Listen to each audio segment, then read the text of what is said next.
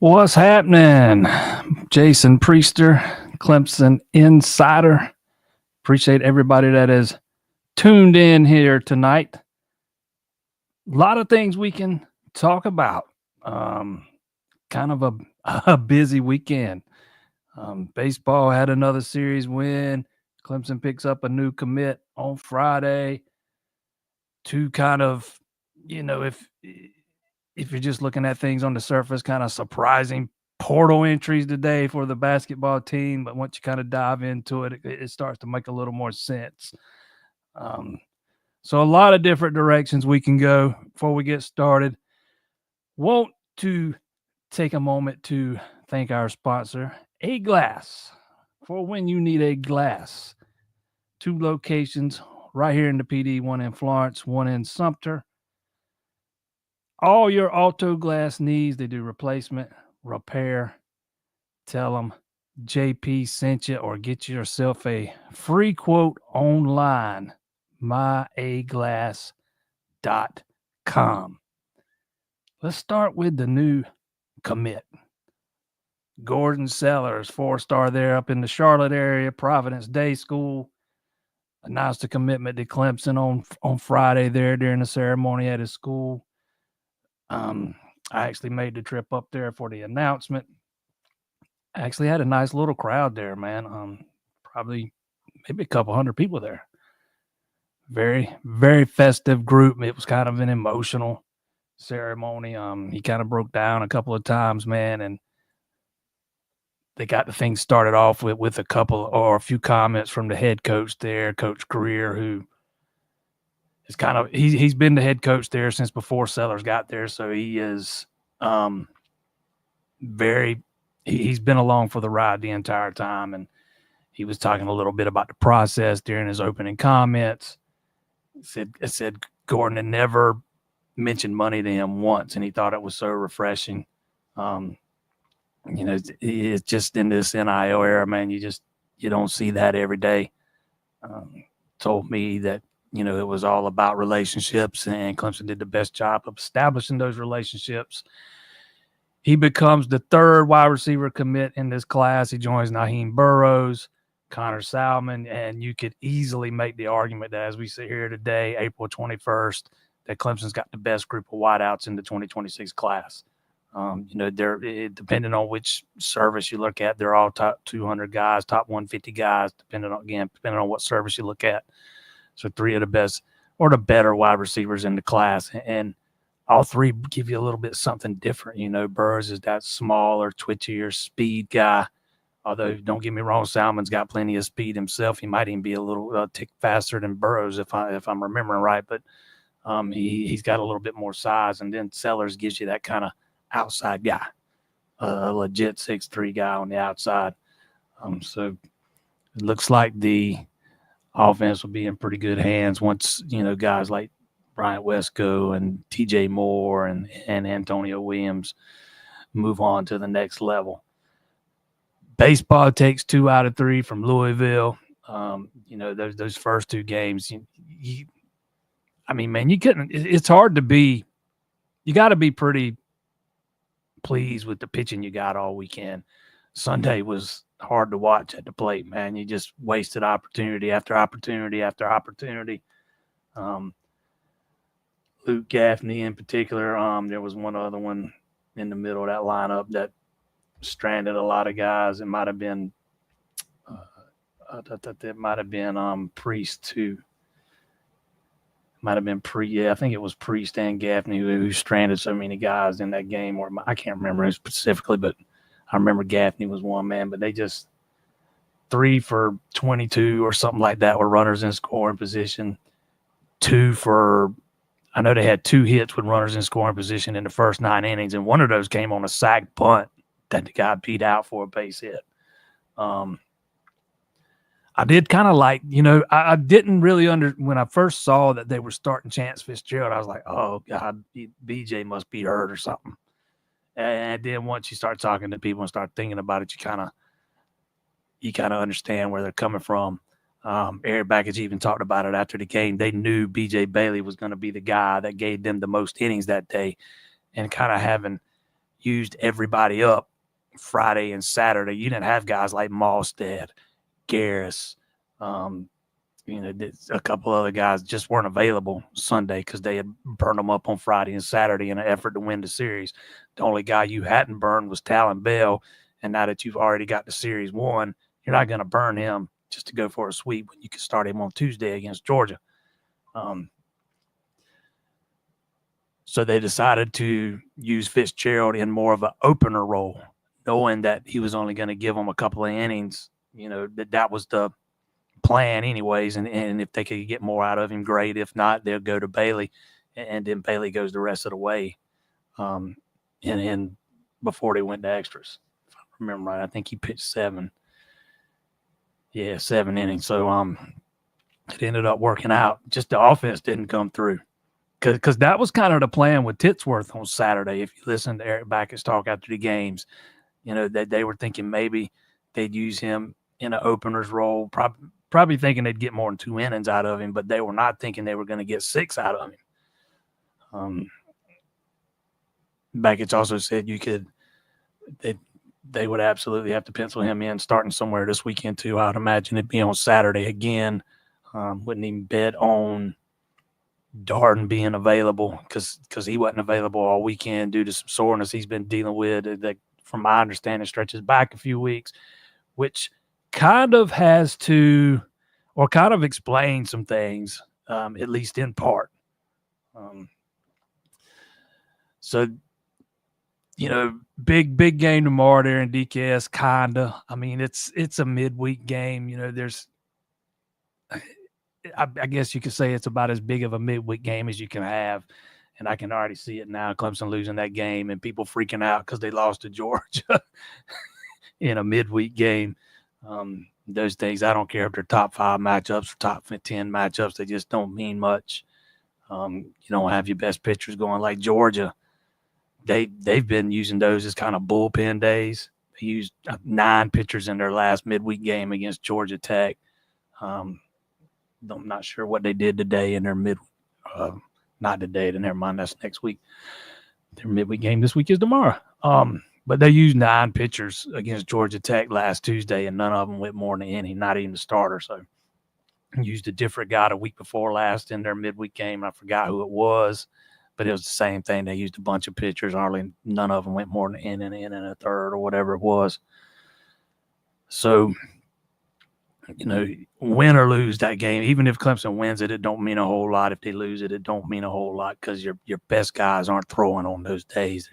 Sometimes there's just not a lot to take from those games. Either way, it's still a SEC rival.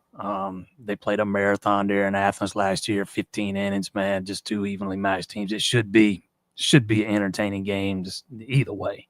But win or lose, I wouldn't put too much stock into it. Couple of, I guess you could say surprise portal entries today. I think people were a little caught off guard by Zachary and Shefflin entering the portal. The portal is going to close in a couple of days. I think the end of the week, if I'm remembering right. And technically, both of those guys are out of eligibility. Right now, Clemson has 12 scholarship players on the roster.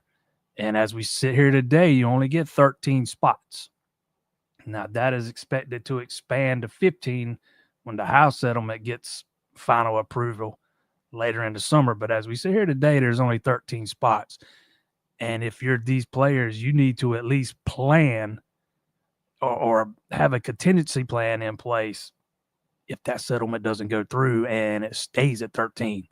And, a couple of these suits get settled and all of a sudden you got an extra year of eligibility. Then you're kind of stuck. You don't have a spot at Clemson. You don't have a spot anywhere else. These guys entering the portal just gives themselves some options. I kind of lean towards thinking Shefflin's not going to have any eligibility remaining regardless, but there's still a slimmer of hope there with Zachary. We'll see what happens.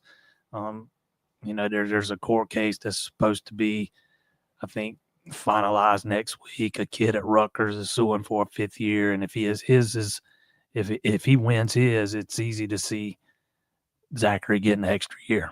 And Clemson still kind of does need another guard. Again, as we sit here today, you only got 13 scholarship spots, and they've got 12 of them filled. And neither one of those guys, seeing as they're out of eligibility, can be on the roster anyways.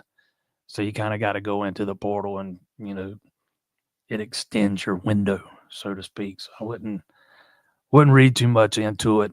If both of those guys were to somehow get a year of eligibility back and the House settlement goes through, I'd fully expect both of them back next year if they want to play another year of college ball.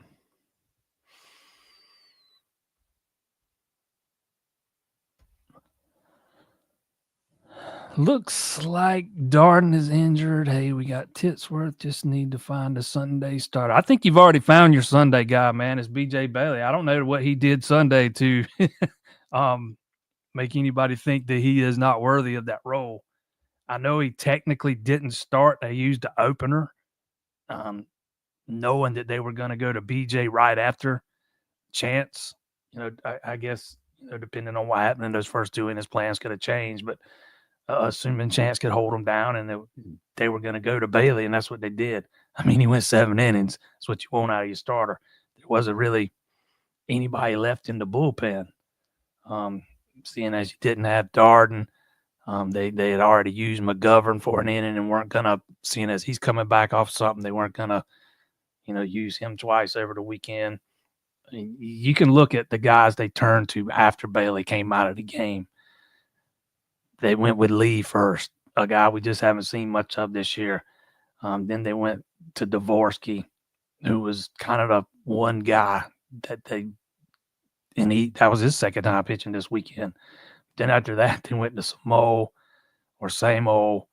I don't think we've seen him on the weekend yet until Sunday. And then they finally had to go to LeGuarnick. So it kind of gives you an idea where they were because they just put everything into winning the series, the first 2 games, and it worked out that way, and they won it. And once you win the series, obviously you want a sweep, man, but you're not going to burn up a pitcher's arm just to go for a sweep when you've already won the series and no need to burn bail. But, yeah, I think they've got Sunday figured out. Now, listening to Bakis, they might very well go with the opener role on Sunday again because they kind of liked how it worked out this time against Louisville, which was technically Saturday, but I'm in the habit of saying Sunday starter too instead of game 3 starter. And this series again this weekend is going to be Thursday, Friday, Saturday due to television. So we'll see if they do the same thing. But BJ, whether he starts or not, he's your guy on Sunday. He's going to be the guy that they are looking to take the brunt of the innings, even if they decide to use an opener. Some of that might depend on what happens Thursday and Friday, or Friday and Saturday moving forward. But I mean, Bailey's had 4 Sunday. He started the last 3 Sundays, and then he was the guy they turned to. He wasn't technically the starter, I know, but again, they just used the opener and then went to him, knowing that he was going to pitch the brunt of the innings. And I thought, man, he 7 innings, 3 runs, 4 strikeouts. He's been pretty good outside of that one start last weekend. So I think you've got that. I think you got that day figured out, at least for right now.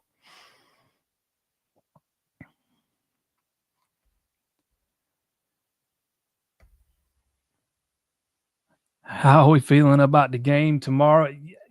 It being a midweek game, you just don't ever know what to expect. You know, I love the fact that they didn't have to use Talon Bell over the weekend, because I think we might have talked about it here last week or maybe on the baseball show Wednesday. I thought that was a distinct possibility depending on how things played out over the first 2 games. But once you win the first 2 games and you've got the series won, you know, it gives you some flexibility in what you can do in that finale there. And no need to use him when you got at the time what looked like a top 5 matchup. It's a top 10 matchup still, but Georgia dropped 5 spots in the D1 rankings today after they got swept by Vanderbilt. But yeah, I don't really have a lot of expectations. I'm very much looking forward to seeing what Talon Bell does against that caliber of competition, because I know that Georgia doesn't have the kid that won the Golden Spikes Award last year anymore. He's gone, but man, they've still hit more than 100 home runs. They got 4 guys that have hit more than 10. I think they've got one that's hit 17, one that's hit 16. So there is a lot of pop in that lineup. Their team ERA is like 4.95 or something like that. So their pitching's been really good. But again, they use a lot of guys during the midweek. It's just not one guy. So they expect Clemson to see a lot of different arms tomorrow. I will say this: if they want to win that game, they probably need to be better with runners in scoring position than they were on Saturday. But, you know, at the end of the day, I don't think what happens tomorrow really matters all that much. It's not going to hurt you in the rankings. Just that loss to them. If you were to go and take care of business in Raleigh this weekend, that loss isn't going to matter much if you were to lose tomorrow. Same thing even if you were to win. Maybe it helps you a little teeny bit in the RPI, but there's just not a lot of weight put on those midweek games, even when they're big games like this one. But again, it's a rivalry. I know how Eric Bakis approaches every game. They absolutely want to win every game. Don't get me wrong. I'm not saying that they're not going to go out and try to win or anything. That's not what I'm trying to imply at all. I'm just saying if they lose, it's not something to get all that worked up over. Outside of the fact that it would have been their first 2-game losing streak during the season, but go to Raleigh and take care of business and all should be forgotten. But it should be a good one, man. You know, Malstead is a guy that has already shown he's able to pitch during the midweek and then come back and pitch twice on the weekends. Garris is probably in that kind of he can probably do the same thing. It'd be nice if you had a guy like Darden back, but I'm not banking on him being back by tomorrow. It sounds like there is Eric Bakis kind of made it sound like there was a chance Michael Gillen could be back tomorrow. Then he kind of, I don't know if he meant to or not, or if he just said it wrong, but he kind of contradicted himself there a little bit, saying that he said Gillen had thrown a bullpen on Saturday and said there was a chance he could be back Tuesday for Georgia, but then also said they like to have a week between throwing sessions or whatever. So to me, that would put him coming back the earliest this weekend in Raleigh. Again, he probably misspoke in one of those regards, but I guess we can say there's a chance he's back. And we have seen it all year when these guys come back from injury. They like to roll them out there on the weekends, and Clemson's not announced a starter for tomorrow, but even if he were to start, you wouldn't get more than probably 30 pitches at most from him, and then you could turn to Talon Bell. But I am anxious to see how Bell performs tomorrow because I expect him to pitch at some point.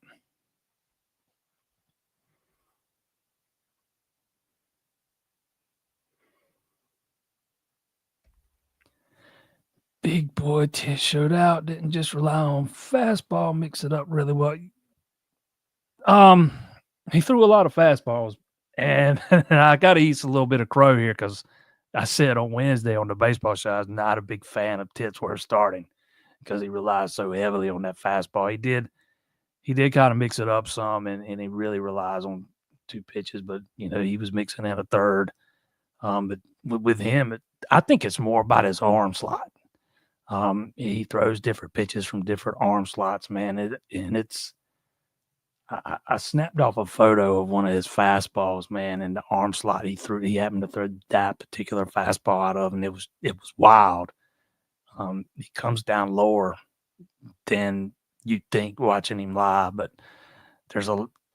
when you use those kind of arm slots, there's a lot of deception involved when you're the hitter, and the only thing that I was surprised he didn't have more than 3 strikeouts, but man, no runner advanced past second base. He only faced 3 over the minimum.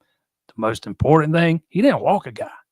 And that's something he had done a little bit in his last appearance or 2. I think he had walked 2 in his last appearance before Saturday or Friday, excuse me, if I'm remembering right. But he was outstanding, man.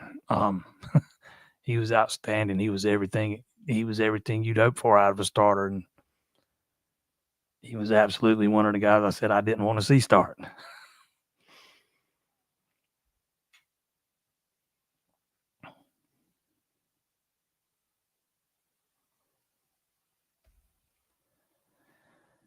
Yeah, nice meeting you too, man. Do I think number 10 has the chance to make it to MLB? He was on fire. If we're talking about Cam Canarella, absolutely. He's going to be a high round draft pick after this year. He's not hitting, at the level Clemson fans are accustomed to him hitting at. He looks like he's starting to get. He looks at times like he's getting a little frustrated. But man, that catch he made, and the back. Somebody asked Eric Bakis. I think it might have been after the game Thursday, the series opener, about Canarella's not hitting home runs this year, basically, and his lack of power, and if he was concerned about it. And Bakis said no, because he's going to make plays out there in that outfield to save as many runs probably as you'd see him hit if he were hitting home runs like you'd expect, which he's not a guy that's going to go out and hit 15 or anything.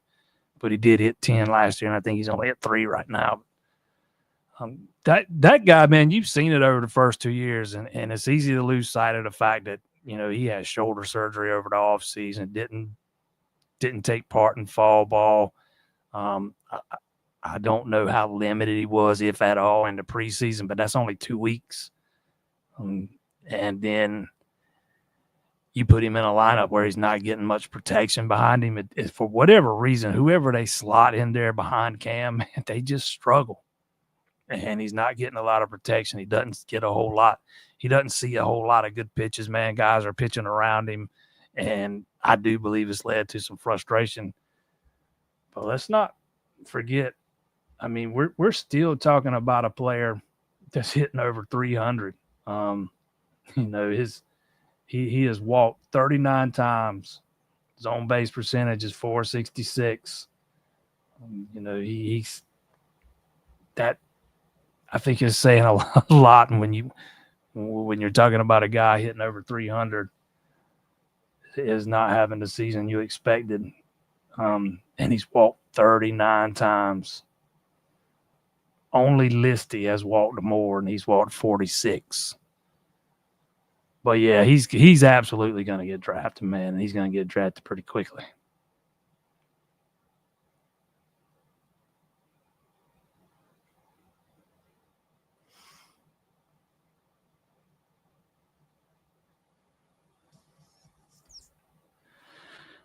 Wide receiver, you too early for me, but we're getting closer than we have been in maybe 5 or 6 years. It's time for people to start giving Tyler Gisham his flowers, at least on the recruiting front. this is twice in the last 3 classes that he has absolutely killed it.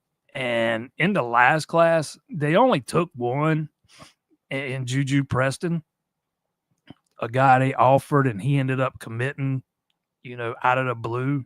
And Clemson's never, if they offer you, they'll take the commitment. So they ended up being done there. But man, you go back to the class, the 2024 class, TJ Moore, Bryant Wesco, and now you're in the 2026 class with Naheem Burrows, Connor Salmon, and Gordon Sellers. Man, he's killing it. I saw a comment on the site's Facebook page the other day under the story about Sellers' commitment, and somebody made the comment that there was no way that anybody could convince him that Jeff Scott's not involved in these recruitments somehow. That is just how, determined some people out there are to not, give Gisham his props, man. He kind of earned some of the early criticism. Make no mistake, man. But it's time for the narrative to start shifting in that department. He's killing it, man. Now whether they're back to being wide receiver, you probably need another class on the back on behind this one, to really get that thing restocked. To build the kind of depth in consecutive seasons to where they were a few years ago. But you got to start somewhere. And what they've got on the roster right now is really good. It's probably one of the better wide receiver groups in the country. And we're not even counting these 3 commits that won't be there until next season, the 2026 season. So he's killing it. That's for sure.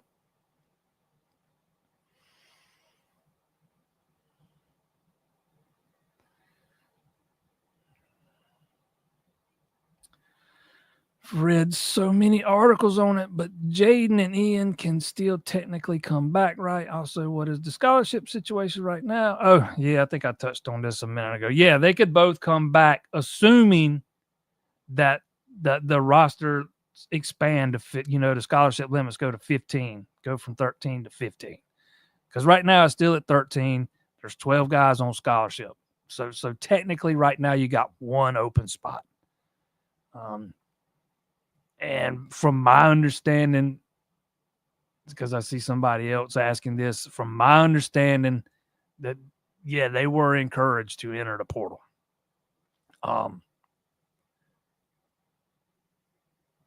Most of us are expecting the House settlement to get approval, that final approval.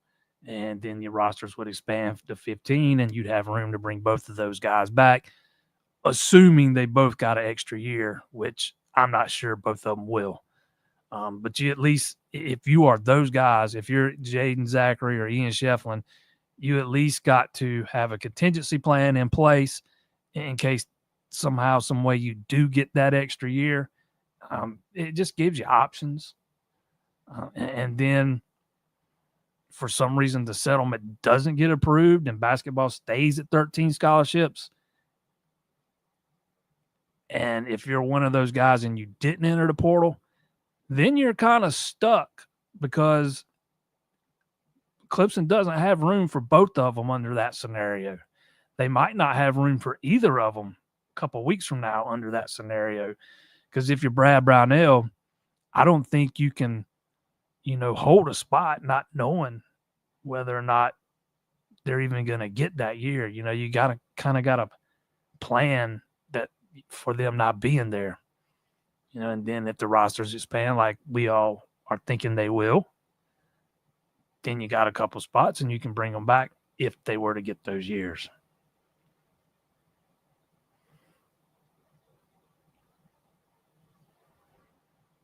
I think I explained that clearly. If not, let me know. I'll try again.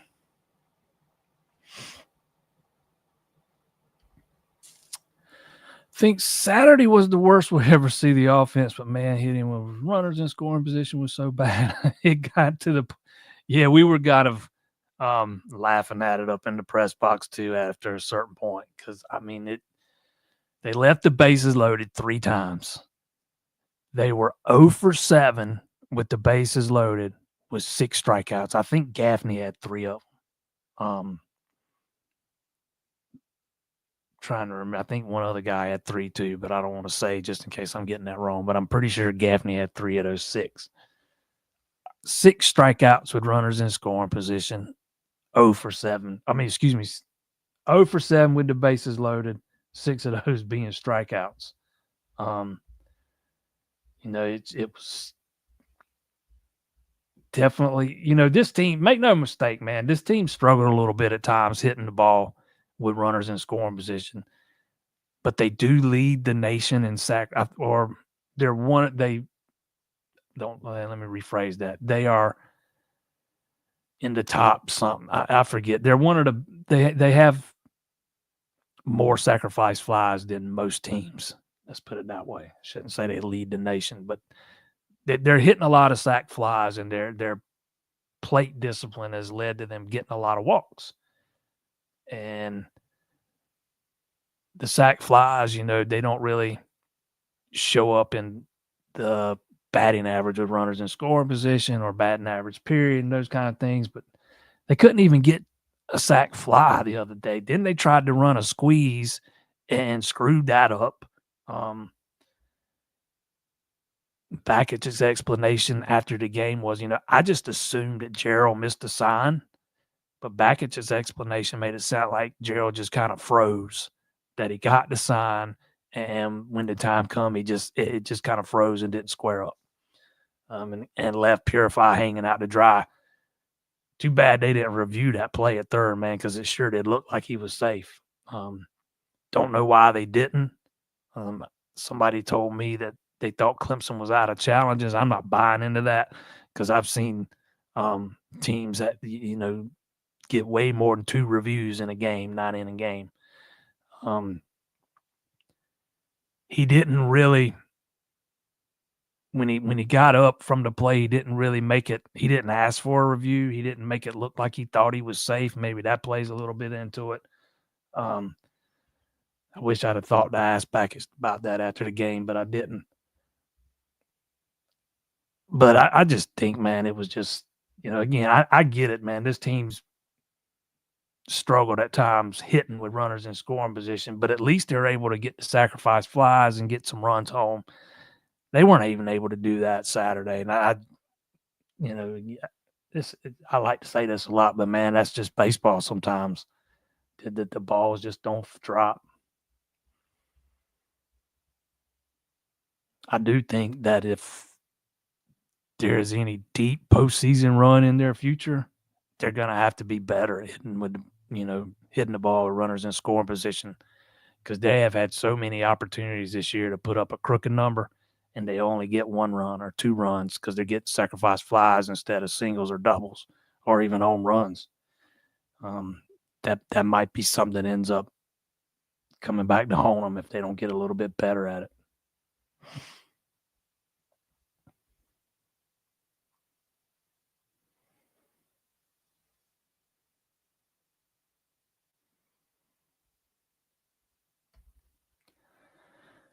Had to cover the Beamer in Florence Gamecock meeting. He said the portal guy from them today left because he wasn't on the 2 deep. Is that the? Yeah, I mean, yeah, that's the new norm. Guys want to play. He's talking about Cam Pringle, and if that name sounds familiar, he was a Clemson target. He was an in-state offensive lineman in the 2024 recruiting class from down in the Low Country. Ended up picking South Carolina in that class where they beat out Clemson for a handful of offensive linemen, most of them of which grew up South Carolina fans. But, I mean, the guy was in the program 1 year, and he was a guy that most people thought would need a couple of years before he was ready.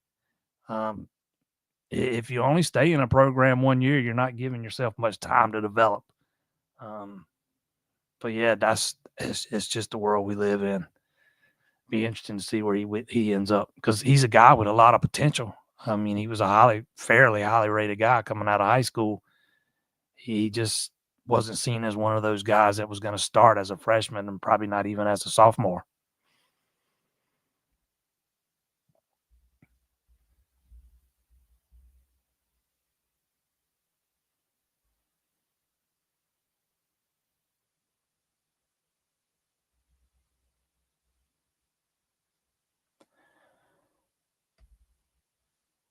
Cam, is it the Cam we have seen the first 2 years? This year's like he struck out more this year than the previous years combined already. Yeah, I don't think he struck out more than the previous 2 years combined.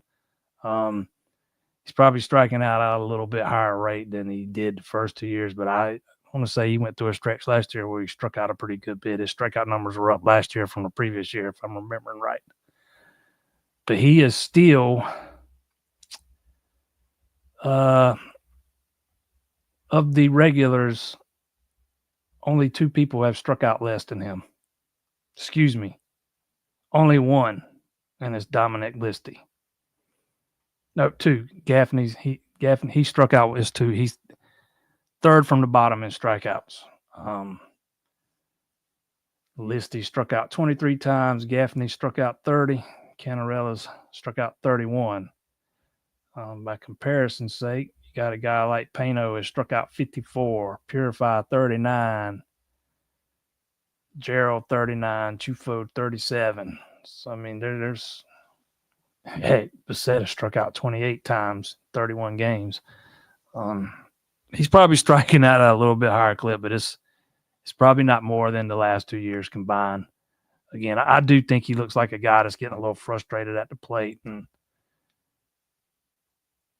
he's been very patient at times, but here and there over the past week, 10 days, it does look like he's gotten a little impatient and probably tried to put the ball on a bat or the bat on a ball he shouldn't have swung at. But he's still, man, he's got 39 walks. Matter of fact, you know what I'm looking at? Yeah, he's got 39 walks. That's second on the team, only to Listy. So, I mean, he's still taking walks and he's still getting on base. But no, he is not hitting the ball at a clip most thought he would.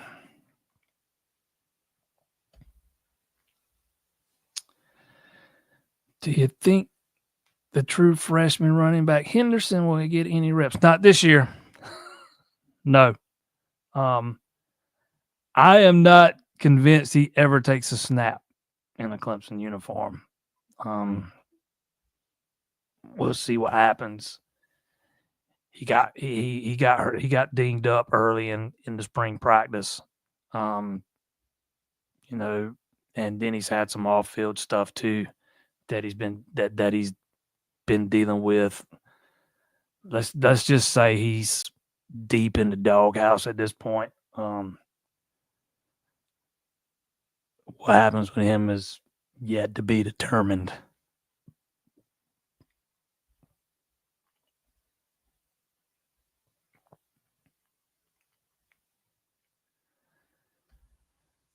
Next 3 weekend series are brutal. I think we need to take at least one against State or FSU ranking-wise. Oh, absolutely, man. You know, as much as I say the midweek games don't matter that much, the weekends do. For me, it's not so much about rankings, man, but you want to secure one of those national seeds. And the higher you're seeded, you know, supposedly the easier path you have. Going down to Tallahassee and taking 2 out of 3 from those guys, that would, you know, of the next 2 weeks, if you're only going to win one of those series, to me, that's the one you want to win just because they're higher ranked. But North Carolina State did crack the top 25 at D1 today, coming in at 25. But Florida State's been pretty much in the top 10 all season long. Won't be easy, man. That guy, their Friday night starter, Jamie Arnold, he's one of the best left-handers in the country. That should be him and Canela doing battle or going head-to-head that night. Should be fun to watch. But you know, first things first, you got to deal with North Carolina State, and they're coming off of. I'm trying to remember who they played this weekend, and I can't off the top of my head. But you know, they're coming off a successful weekend themselves, and they've been rolled. They've been pretty hot here of late.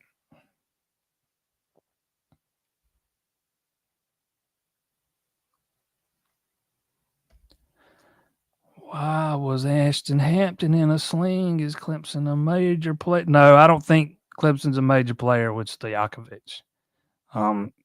Again, it goes back to what I talked about a minute ago. Right now, you've only got 13 scholarships, which means they only got one more they can put out. They can only sign one more guy right now. And they need a guard.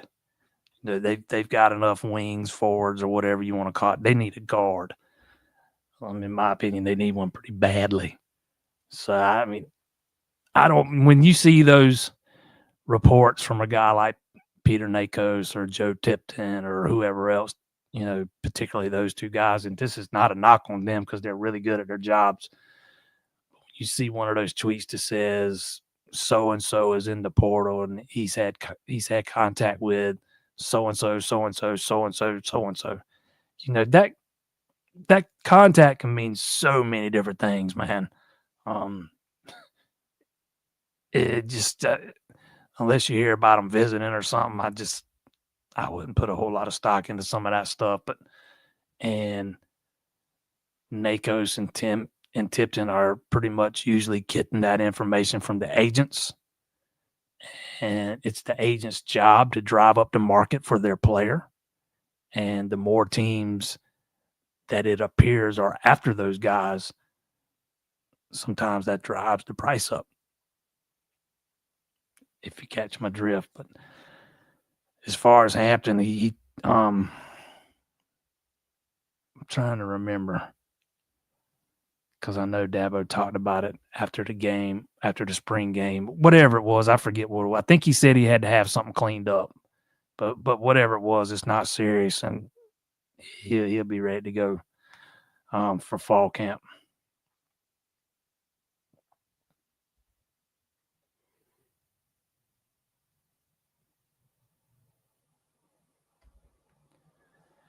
What's the real reason why the spring game was not televised? Is it to keep exposure from their opponents? Can't even find tape of the highlights.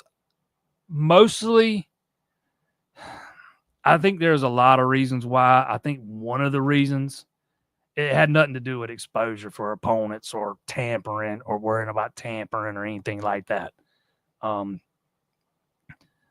First and foremost, I think they wanted to try to drive more people to the actual game instead of them sitting home and watching it on TV. They wanted to try and get more people to drive in and actually watch it since it's free. Maybe drive some business downtown and stuff. I think that was one of the biggest things because that was going to be the day that they debuted the beer sales and stuff. So they wanted to try to have as many people as possible in there. Also, they did it a little bit different this year. The format was a little bit different. They didn't divide the rosters up and have one of those true scrimmages like they usually do, although they did, have a true scrimmage, but they separated it, offense, defense, and you still could have televised it. But without televising it, the thing was over within 90 minutes. If you televise it, it lasts 3.5 hours or whatever. I know Dabo talked about that being a part of it. I don't think there was anything, any big secret as to why they did it. I think it was mostly about wanting to get people to come out in person. They're supposed to be, I haven't watched it, but the latest, the vlog thing that Clemson football does was the latest one was a behind the scenes look at the spring game. I don't know if they had any highlights. I do know that the cameras were rolling because the game was broadcast on the screens inside of the press box. So the cameras were actually rolling. My understanding was they were going to kind of condense it into a 1-hour special and maybe air it on Clemson Plus at some point. When that is, I don't know.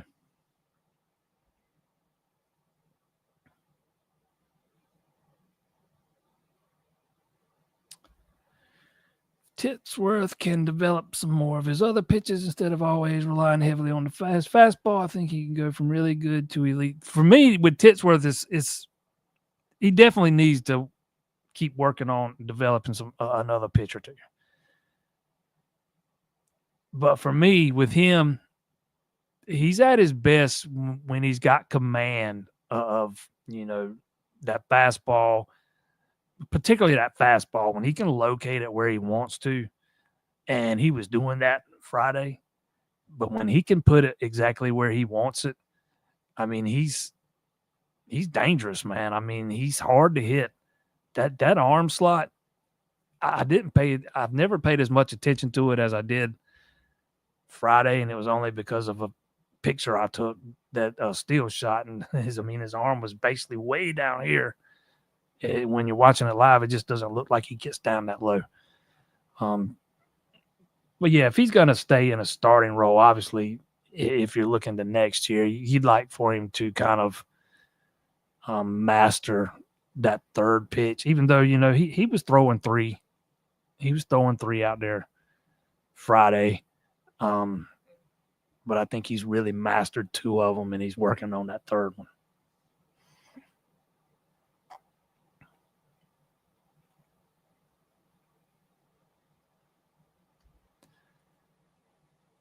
Feeling good about the recruiting class in football. Can they keep a top 5 class? Unlikely.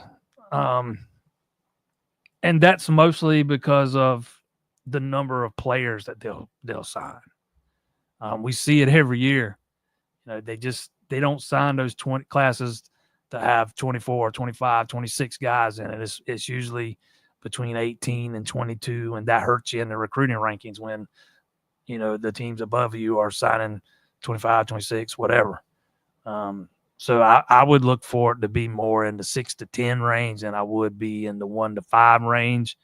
Not saying they can't get there. I mean, they absolutely can, depending on how some things play out, but I just think it's less. I think it's more likely that it'll be top 10.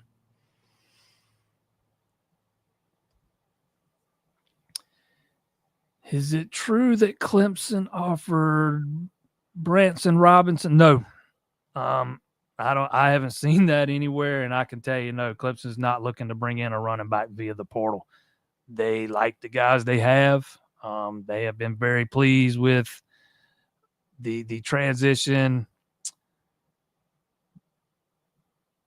They have been very pleased with the transition Adam Randall's made from receiver to running back. They like what they've seen from the freshman Gideon Davidson.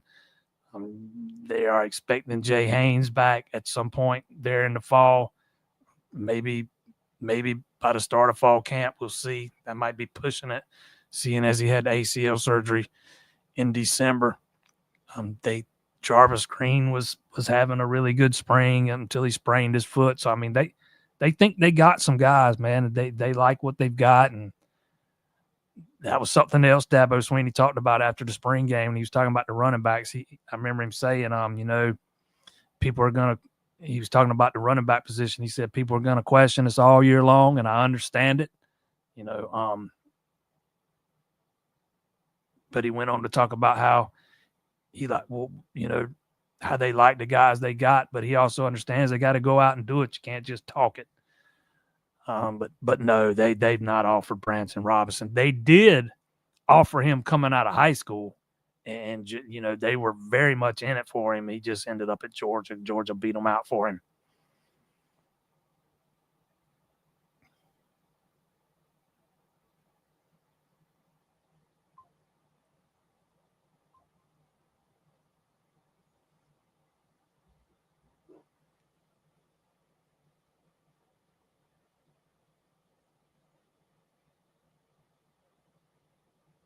One minute here.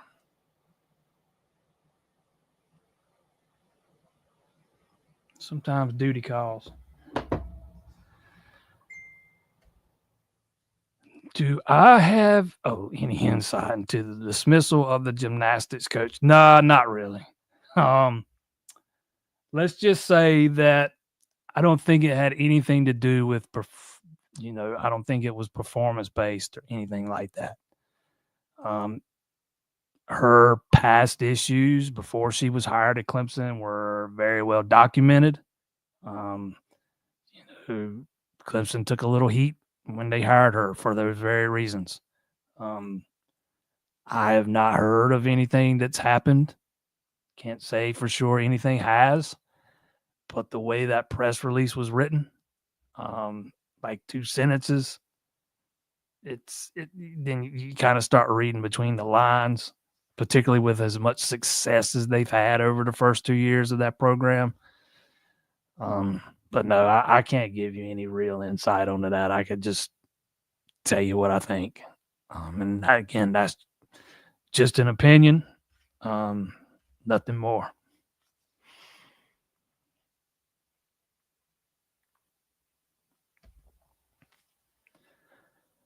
How do you compare Cam's great catch versus last year's grab versus? I still think the one against Florida was better, but this one will be right there with it. That was a hellacious catch he made the other day, man. I mean, and it's like Eric Bakis says, there's not many guys that can catch that can do it the way he does it. It's actually very impressive when you watch him track those fly balls like that, man, because it's like he sees the ball in the air and then he knows exactly where he's got to run to get the ball. He's not watching it the whole time. He's looking at that spot, or sometimes he's looking at that spot on the field he needs to get to, and then he goes back and tracks it again. And I mean, it's kind of otherworldly. I mean, his skill out there in center field. He is a heck of an outfielder. He's a heck of a center fielder. A lot of range. And he has shown time and time again he's got some hops out there. He can go up and get it and bring it back. But if I were ranking those two catches, I'd probably still have just from the degree of difficulty that over the shoulder catch is that he made against Florida. To me, that's probably the most difficult catch an outfielder can make. So I would rank that one just a notch above the one from the weekend, man. But that doesn't take anything away from that catch versus Louisville. I just think that's how great that catch against Florida was.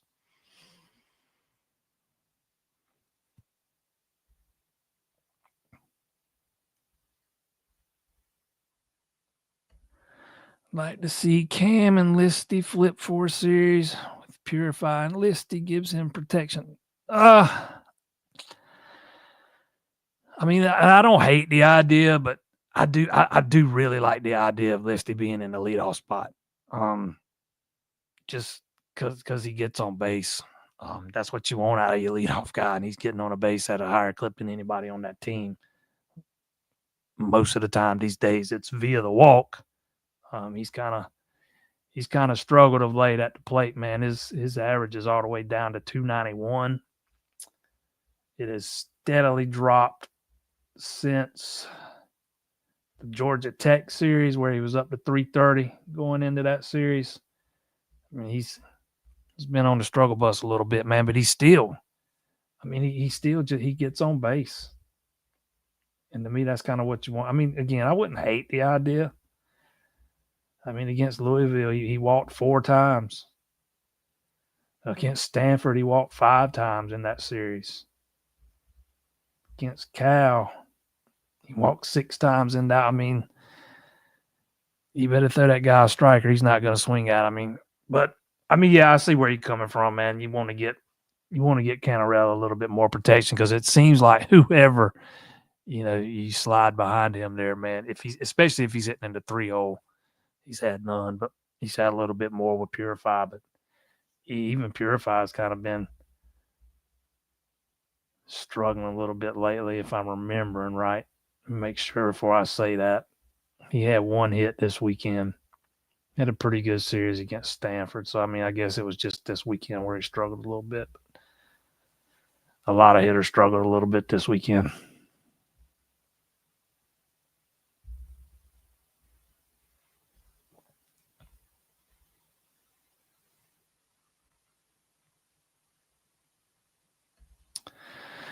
Joey Aguilar signed with Tennessee. Yeah, it was a straight up trade there. Nico to UCLA and Joey Aguilar to Tennessee. The real kick in the crotch would be to find out that Aguilar is making more money than Nico makes. That's what I want to hear. Because, man, Nico had to take a massive pay cut. And UCLA's got to know he's just a 1-year rental. I mean, he's going to bolt again after next year, probably head back to the SEC, assuming, he plays decent this year. You run off your other quarterback for a 1-year rental. I don't get it, but that's why they get paid the big bucks.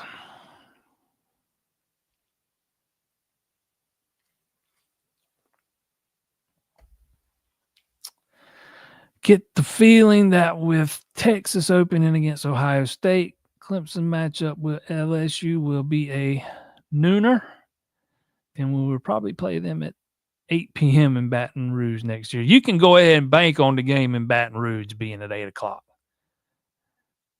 But, man, they like to slide Clemson in that noon slot. They draw eyeballs. They like to put them in that national noon slot. I know fans hate it, but there's a reason why they do it. As a media guy, I actually like the noon games because I'm out of there and can watch the rest of the games the rest of the day. I don't think – I might end up being proven wrong on this. I don't think this one's going to be a nooner. It might not – unless they just don't want to put the two games head to head. But if I'm not mistaken, the Texas Ohio State game that's at Ohio State, right? Let me make sure I got that right.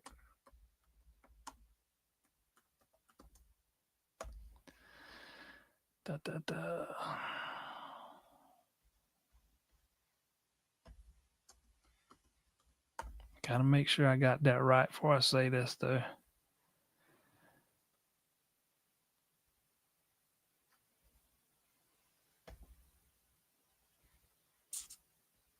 Yeah, it's in Columbus. So that's going to be a Fox game. We already know that. The Clemson LSU game will be an ESPN game. So ESPN might very well want to put that game head-to-head with Ohio State, Texas. Keep in mind that Fox, kind of like ESPN does with Clemson, Fox loves putting Ohio State in that big noon slot on Fox. So I wouldn't be outright shocked to see both of them be noon games. For that reason, the question is which one of them gets game day, seeing as the Texas-Ohio State game will be a Fox game. Would ESPN go do College Game Day from there, or would they choose to do it at Clemson? There's a couple of different ways it can play out, but you can best bet that the one in Baton Rouge will be a night game because the SEC, they have a bunch of different – they like sliding. There's a bunch of different slots. They like to slide those SEC teams into those primetime slots. But, I mean, I could see it play. I could see a scenario in which both those games this year are noon games. And, I mean, I could also see it being the other way. I don't really have a prediction one way or the other. If I had to guess right now, I might lean towards thinking they're both at noon.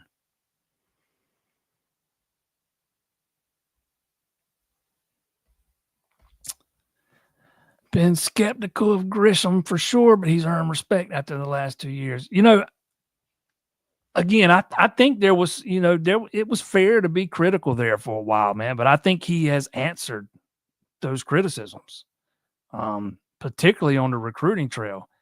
I said it last year a few times going into last season. I thought last year was a big year for him. You had a healthy Antonio Williams, those two freshmen coming in, and receiver was a place where they had some issues during his tenure. Well, man, that group really came together. I don't think anybody can argue that Antonio Williams showed a lot of improvement last year, when you compare him to the little we saw him as a sophomore and his freshman season. So there's no way to say he's not progressed or he's not developed. We'll see what happens with those two other guys this year, but I would be very surprised if they don't take a step in their development. But yeah, he's absolutely answered the call on the recruiting trail, man. He's flat out getting it done.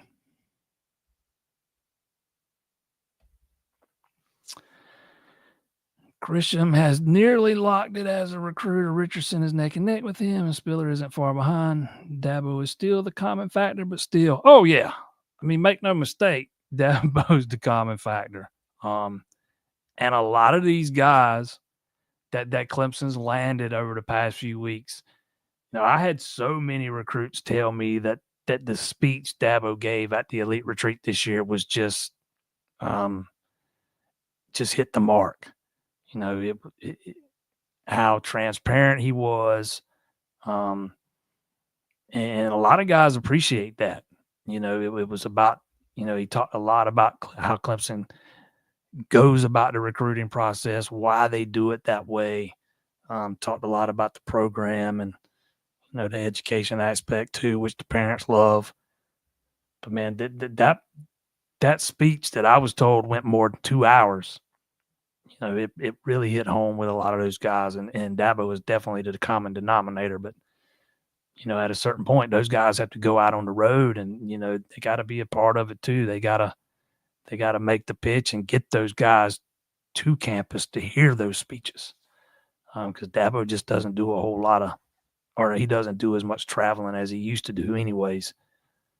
He still does some. Matter of fact, he probably did a little more back during the last evaluation or contact period than I remember him doing last year or the year before anyways. But yeah, I think Spiller's improved dramatically since he got the job. I think, you know, Richardson doesn't get talked about a lot. You know, he kind of zeroes in on his guy, and more often than not, he gets him. You know, I get it. You look at a guy like Tavion Wilson, and he's a middle of the pack 3-star. That's not gonna raise a lot of eyebrows with a lot of fans, but he has been really good at evaluating. Same thing with Brooklyn. I think he was a 3-star too. But he's also the guy that landed Betancourt. You know, so he's been really good with the evaluation process so far. Anyways, and I also think he's probably one of the brightest offensive minds on the team. Would not be shocked at all, you know, to see him be the offensive coordinator at some point in the future. I think that is how highly he is thought of and respected there. But yeah, man, the offensive coaches have been killing in this class.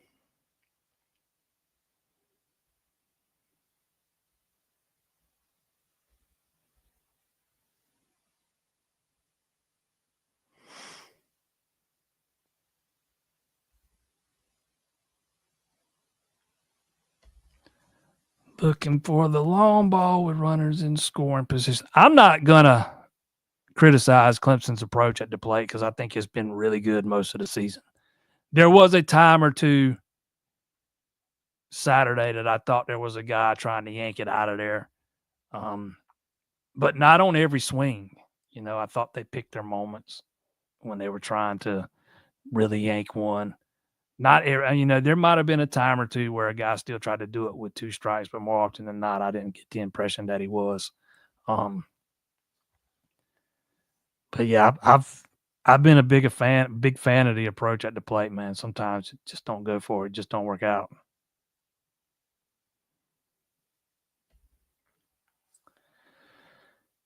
Do I think Clemson will go after Pringle? No. Clemson doesn't need an offensive. I don't know. I don't think Clemson has any needs in the portal right now outside of maybe a punter. They're set at offensive line. You already heard the kid left because he wasn't into 2 deep. He's not going to come to Clemson and be into 2 deep either. Clemson's got a lot of depth on that offensive line. For the first time in a while, they've got a lot of depth and a lot of its experience depth. Then you start looking at the guys. Matt Luke's already got committed in this class. And and the targets that are still out there with offers, if he can land 1 or 2 more of those guys, I mean, this is going to be a stellar group of offensive linemen. And I don't think there's any need to go to the portal.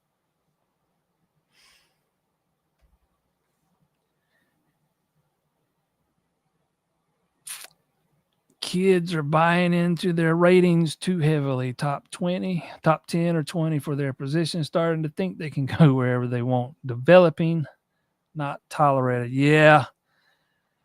This, and a lot of it is kind of similar to what we saw with Nico there at Tennessee. It's kids getting bad advice, I think. Some of it is definitely kids not having the patience to stick it out and see it through. They want to play, and they want to play now. We live in a society where, people, they want it, and they want it right now. A lot of this, the younger generation is coming up now, that they want everything. And I'm not saying I'm not talking about any specific player. This has nothing to do with Cam Pringle, just to be clear. There's a lot of kids out there that they don't want to earn it. They want it handed to them. We've seen it with a couple of guys with Clemson basketball over the past couple of years. Bolt, because Brad Brownell won't guarantee they're going to start. It's just kind of the world we're living in right now, and it kind of sucks. To be quite honest, it sucks big time. I've said it many times. I don't think the model we're under right now is sustainable. We'll see what happens when the next TV deals get negotiated and stuff, and it's time for the playoff to be renegotiated again. But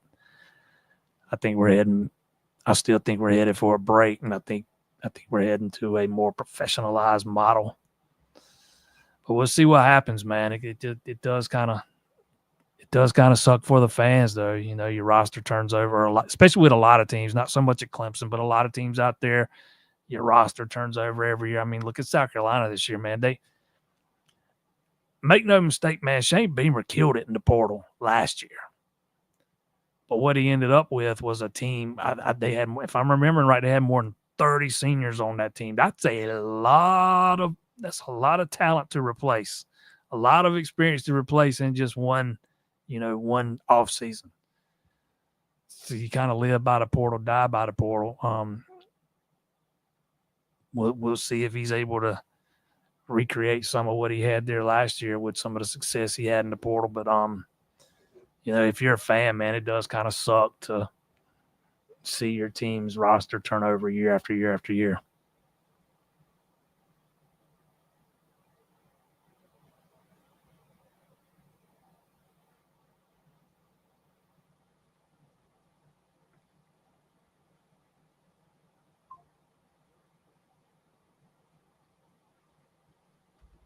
How do I feel about the LSU game to start off the season?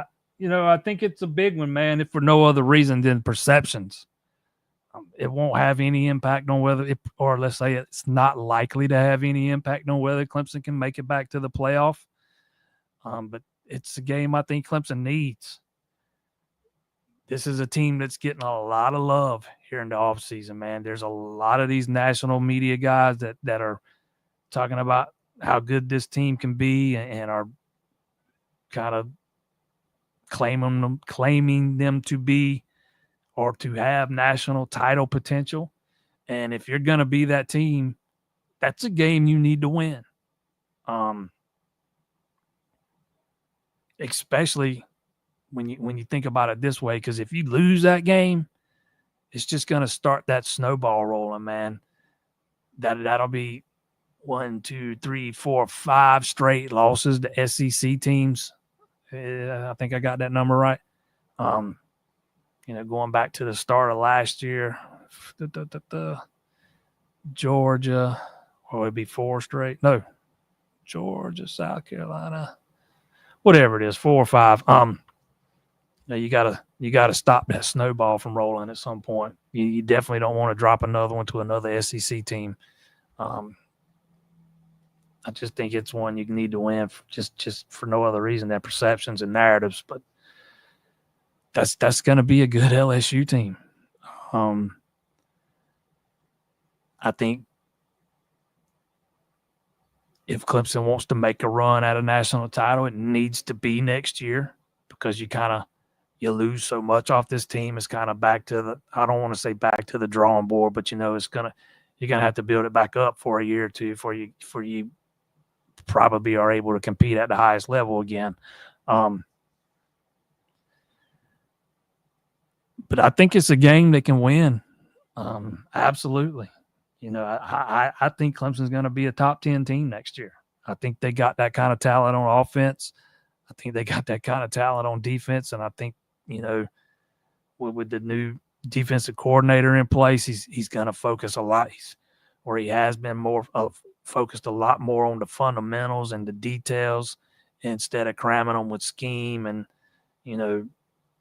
probably getting more cute than you should have. But I think that's going to free them up and they'll free them up to do less thinking and do just more reacting and playing freely. But that's a game Clemson's got to win, man. Got to win.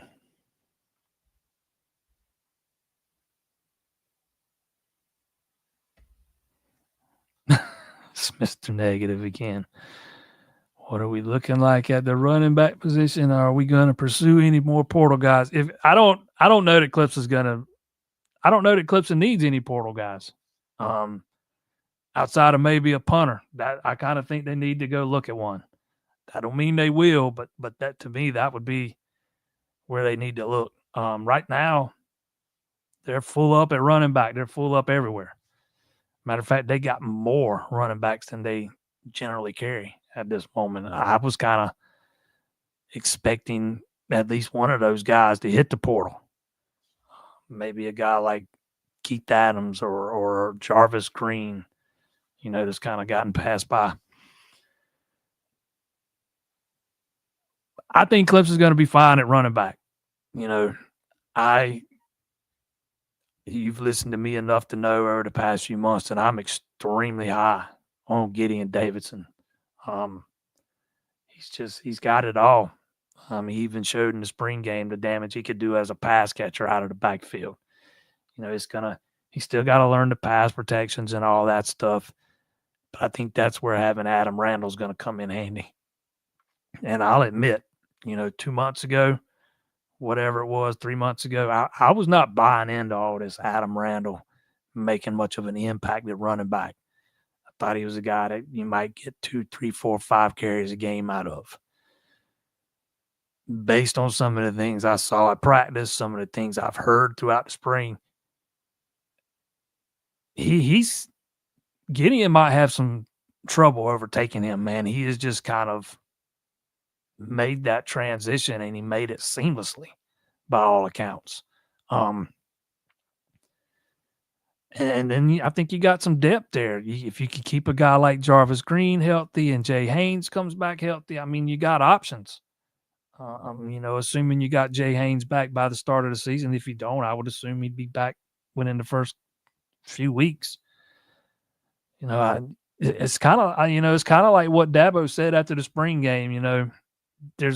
He likes what they've got there, but he also said at the same time that people are going to question it, and he understands why, because nobody's seen it.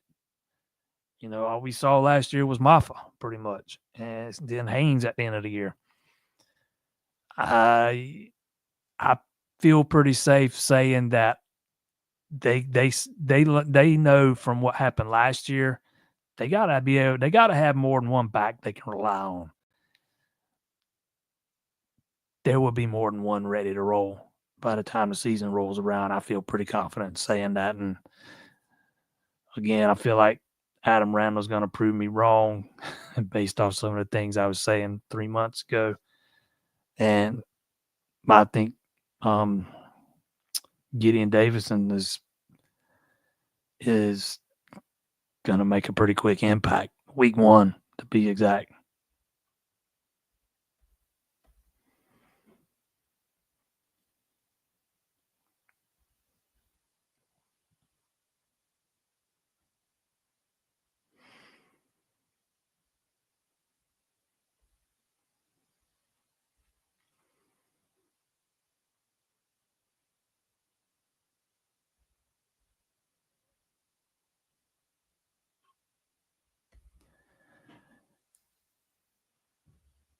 Yeah, this is where I think you're wrong too. I understand being skeptical after what you saw last year with some of the departures and stuff. And again, that was kind of similar to a snowball too. Once it got started, it just kept building, gaining momentum, and it was hard to stop. I don't see that happening again with these. I'm not saying nobody will leave, but even if nobody leaves, Clemson's is not likely to have a top 5 class, and it's because of the number of guys they sign. I mean, there's this misconception that Dabo has signed all these top 5 classes in past years. They only ever signed 2. I remember 2020 was one of them, and I can't remember the other one right off the top of my head. But they've been at their best when they sign classes between about 6 and 11.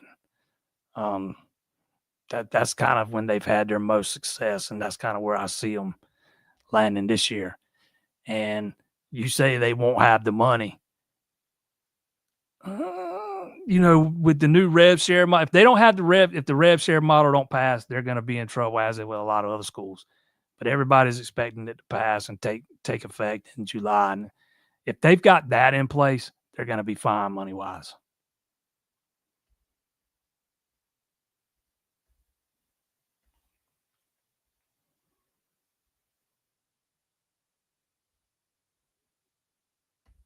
Yeah, I knew I was forgetting a guy. It's easy. He was another guy that showed a lot of promise in the spring game. I still think like I said last week, I still think he runs a little too upright sometimes, which could, affect ball security, have an impact on ball security and stuff. And Dabo got on him one time about holding the ball up too high, but you can see it, man. He's taken an obvious jump from last year to this year. I knew I was forgetting the guy. That's why I paused for a minute. I was trying to think. But, that's another guy I think can help.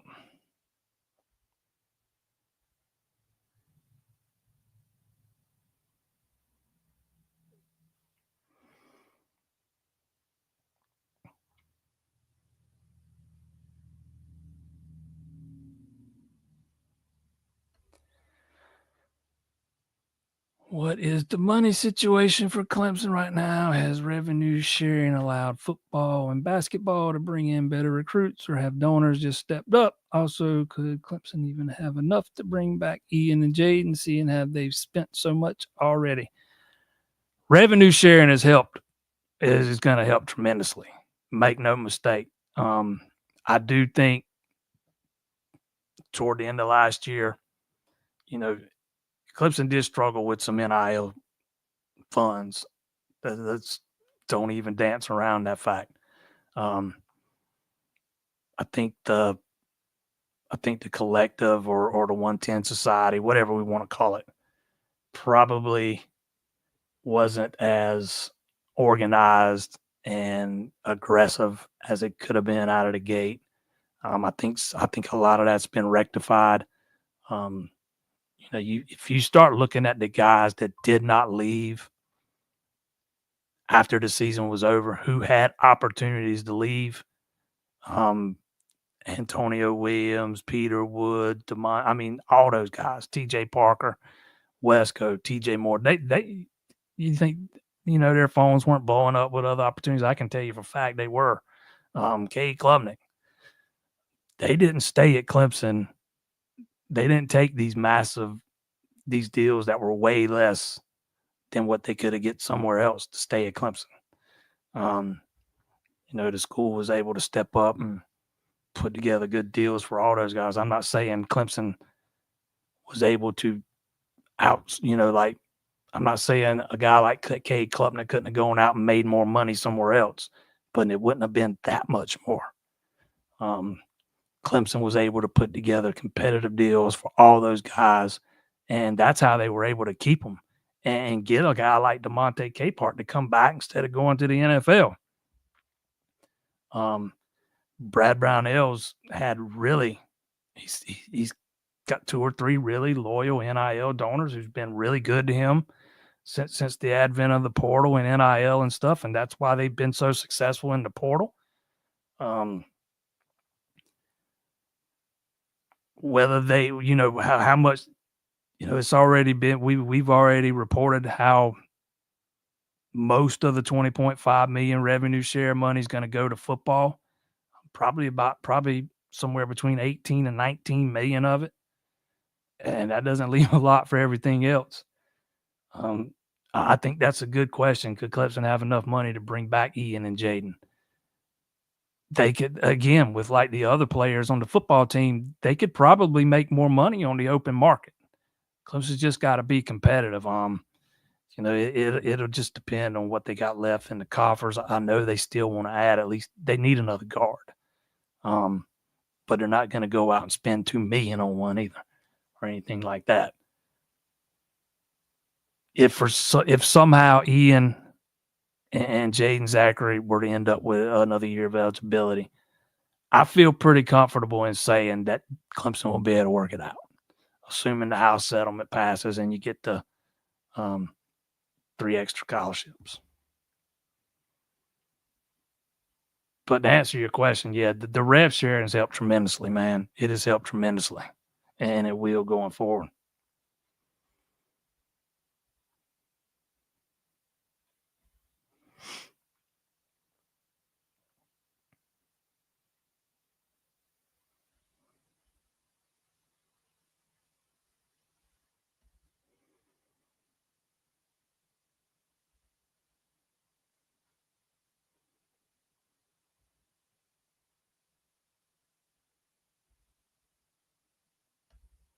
Spring game doesn't really tell us anything. Do you think the new? Absolutely.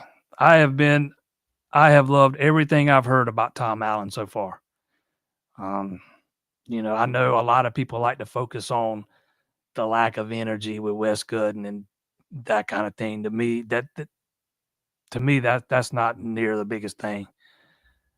Just I think based on some of the stuff I've heard, man, it sounds like he was overloading these guys with scheme, and it causes you to overthink, and instead of reacting and playing freely, you're thinking too much and you're a step slow or half a step slow or whatever, and you end up, if you know what I'm trying to say. I think there has been a monumental shift this spring to getting back to the basics and the fundamentals and really simplifying things. It's not going to be an overly complex scheme. Just look what he's done as defensive coordinator in his career, man. Look what the defense he had at Penn State last year. And I feel pretty good about saying Clemson's defense has more sheer talent than that one did. So yeah, I mean, I absolutely think it's going to make a pretty. I kind of compare it to what we saw in Matt Luke in the offensive line last year. That group took a massive jump under him in year one. Are there still areas in which they can improve? Absolutely. And it might be something similar with the defense where they take a massive jump, but maybe don't jump all the way back. I think Clemson will have a top 25 defense next year.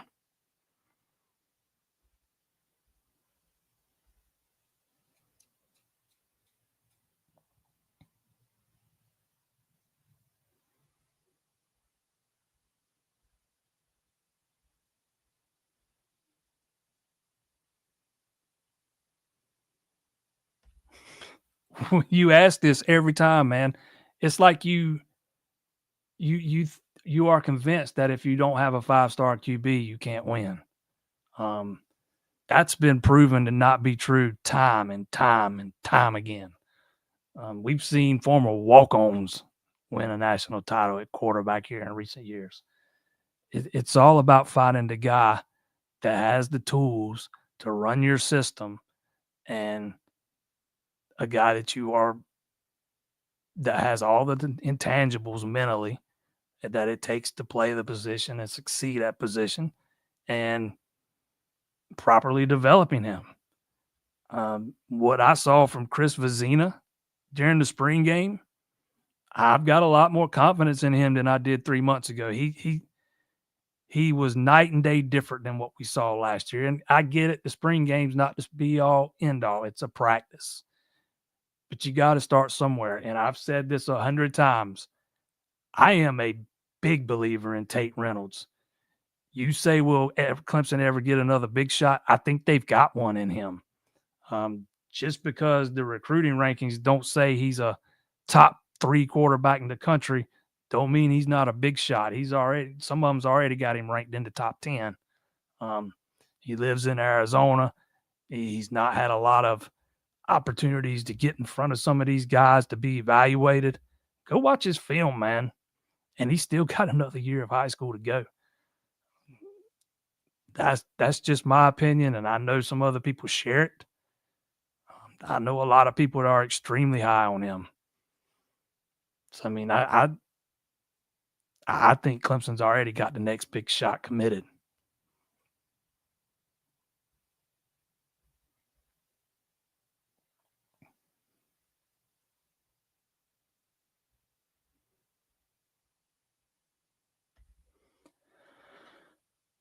What's the update in Clemson football trends? There's no update. I don't expect Clemson to be active in the portal, man. I don't see anywhere that they have a immediate need. I think those were addressed, after the season ended with Will Helt and Tristan Smith and Jeremiah Alexander.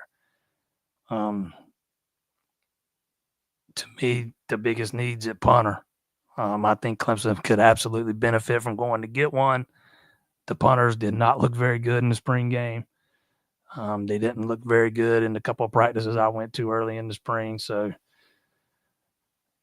that's not something you have to do right now either.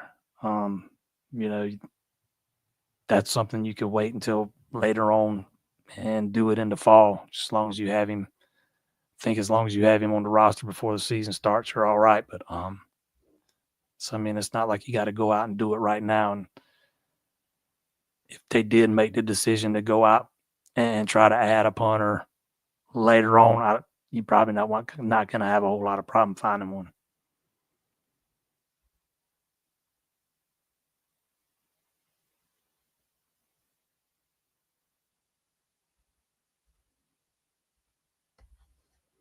Yeah, it would be 4. Georgia, South Carolina, Texas, LSU would be number 4.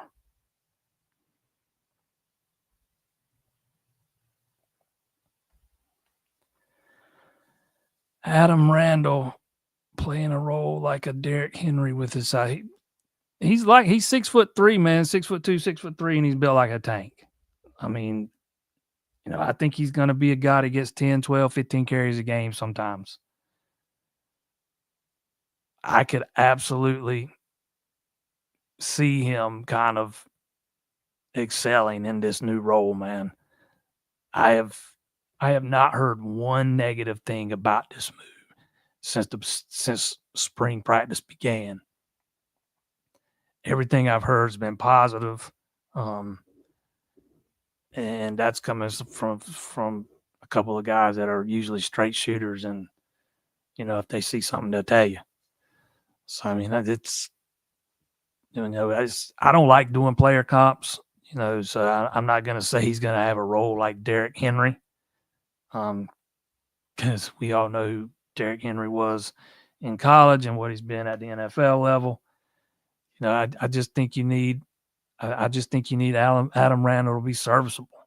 He doesn't have to be elite. I just think he needs to be serviceable and kind of, provide what's the word I'm looking for? Kind of be a placeholder until Gideon's ready to roll full blast.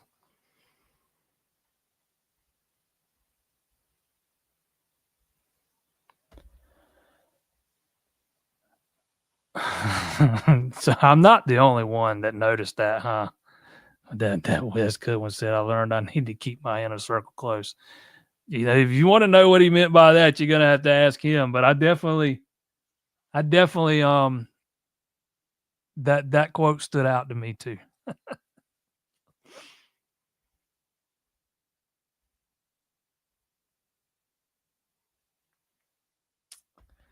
Scared of the LSU wide receiver court. They might give our DBs some trouble. They're going to give a lot of DBs trouble this year. A lot of DBs trouble. No, I like the guys Clemson has at corner. I know Terrell had a little bit of a sophomore slump over the back half of the season last year. This is money year. You know, if he wants to make that jump to the NFL, this year's the year to do it. I am a big believer in Ashton Hampton. I think he is going to be exceptional. I am a big believer in Corey and Gibson. I think he's going to be really good. And now that he's had a full spring, he should have a full fall where he's healthy throughout both. I expect him to take a big jump. You know what you got in Khalil Barnes, another guy who had a bit of a sophomore slump after kind of getting moved around a little bit on the back end there, but you got to replace R.J. Mickens. And I feel like they got guys on the roster to do that. You know, I've talked about Ricardo Jones ad nauseum on here, and I always forget about Kylon Griffin. That's a guy that played a lot of football last year. Excuse me. Again, I think the wild card could be Ronan Hannafin, but I like what Clemson's got on the back end. I might be in the minority there. But I think they're gonna be much improved. You know, I think when your defense can't stop the run, it's gonna have an impact on your pass defense, because it just, not only does it just kind of morally demoralizing, it's going to continuously put you in a bad spot. Clemson gets some of those things shored up fundamentally. It's gonna impact the back end and make the pass defense even better. And that's kind of how I see things in part playing out.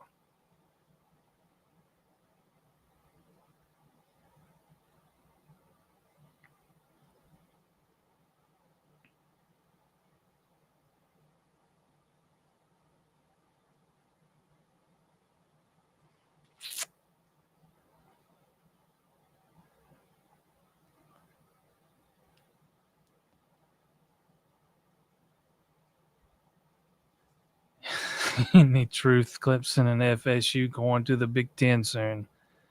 I don't really have anything new to add on this front. I don't know where Clemson's going to end up. I don't know where Florida State's going to end up. I don't think anything's imminent for either one in either regard. It's 2025 right now, probably 27, 28. I'd start expecting to start hearing about some movement maybe, but I don't think anything's imminent right now.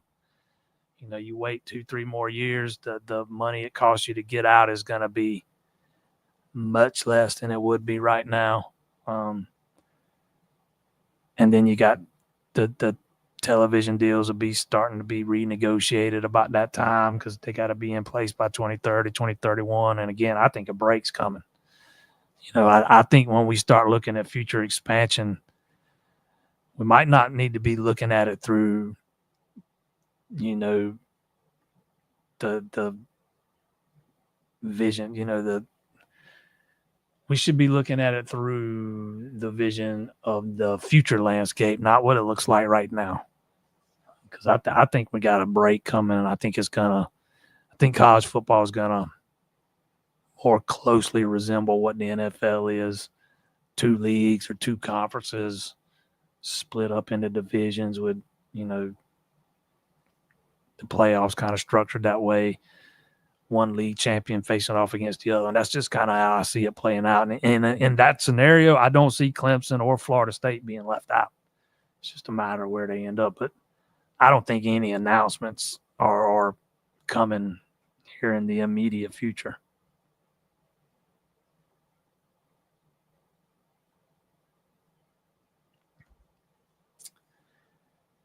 Do I think Clemson offense this year will be firing like 19 LSU with Chase and Jefferson scoring at will? So much talent has me very excited at the receiver position.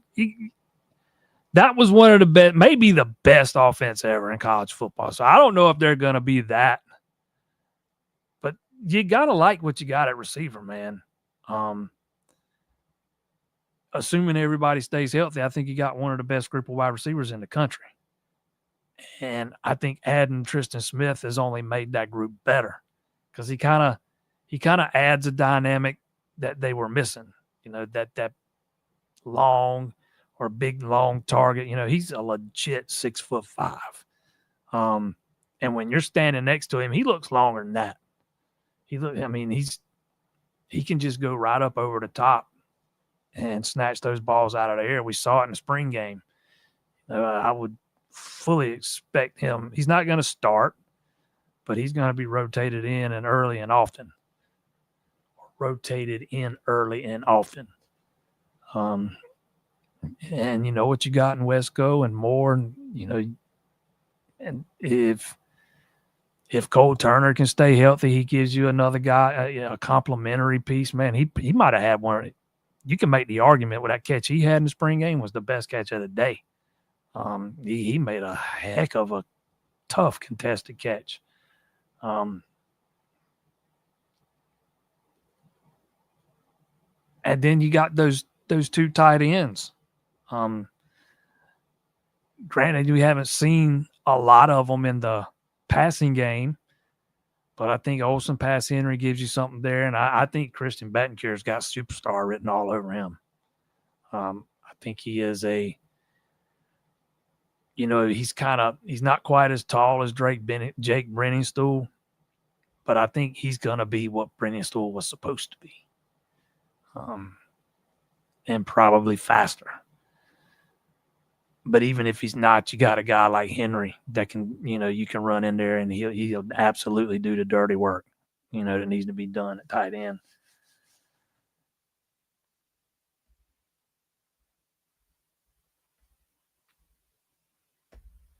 Yeah, I didn't mention Jaden Lucas with the corners, but yeah, he's another guy. He's got a lot of experience, and when he's healthy, he's proven that he can be solid.